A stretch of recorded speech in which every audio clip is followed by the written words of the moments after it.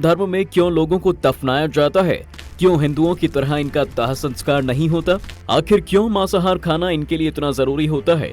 और क्यों भाई बहन आपस में ही शादी कर लेते हैं? क्या है इस धर्म की असली सच्चाई? इन सभी सवालों के जवाब जानने के लिए चलिए आपको ले चलते हैं आज इस्लाम धर्म के रहस्यों से भरी उस गली में, जहां से खोद कर हमने ये जवाब निकाले हैं।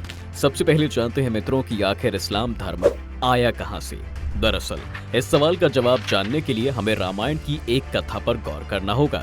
रामायण काल में जब श्री राम और उनकी सेना ने रावण के साथ ही सभी राक्षसों का वध कर दिया, तब सिर्फ शूर्पणखा का ही वध नहीं किया गया था, बल्कि लक्ष्मण जी ने युद्ध से पहले उसकी नाक जरूर काट दी थी, जिसके बाद से ही शूर्पणखा अपने चेहरे पर कपड़े से छुपाकर रखती थी।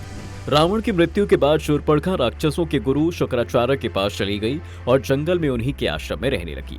राक्षसों का वंश खत्म ना हो, इसलिए शुक्राचार्य ने शिवजी की आराधना की और शिवजी शिवलिंग के रूप में वहां पर प्रकट हो गए। तभी महादेव ने अपने स्वरूप शिवलिंग को शुक्राचार्य को देते हुए कहा कि जिस दिन कोई हिंदू इस शिवलिंग पर गंगा जल चढ़ा देगा, उस दिन राक्षसों का नाश हो जाएगा। तब तक जो राक्षसों का वंश है इसी तरह से चलता रहेगा। अब शुक्राचार्य चाहते थे कि कोई भी हिंदू उस शिवलिंग तक ना पहुंचे और राक्षसों का वंश कभी खत्म ही ना हो, इसलिए डर की वजह से शुक्राचार्य ने उस शिवलिंग को हिंदुओं से दूर रेगिस्तान में स्थापित कर दिया, जो आज अरब के मक्का मदीने में स्थित है। और इसलिए कहा जाता है कि मक्का मदीना में एक शिवलिंग भी है जिस पर गंगा जल चढ़ाने से पृथ्वी की पूरी तरह से काया पलट हो जाएगी। तभी तो किसी हिंदू की मक्का मदीना में एंट्री बैन है। इसके पीछे भी एक कारण है।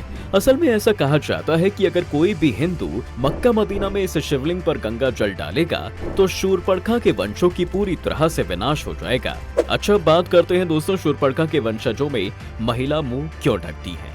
असल में उस समय जो शूर्पणखा अपने चेहरे ढककर रखती थी, उसकी परंपरा पूरी तरह से वंशों ने निभाई है। आज भी इस्लाम धर्म को मानने वाली औरतें अपना चेहरा ढक कर रखती हैं। आपको जानकर हैरानी होगी कि ये वंशज कोई और नहीं बल्कि मुसलमान ही है, क्योंकि शुक्राचार्य ने उन्हें वरदान दिया था। इसलिए इनके लिए शुक्रवार का दिन बहुत खास होता है, जिसे वो लोग जुम्मा कहते हैं। अच्छा, अब आप लोग सोच रहे होंगे कि आखिर इस्लाम पैदा हुआ कैसे और क्यों मुसलमान लोग अपने मृत परिवार वालों को दफना देते हैं।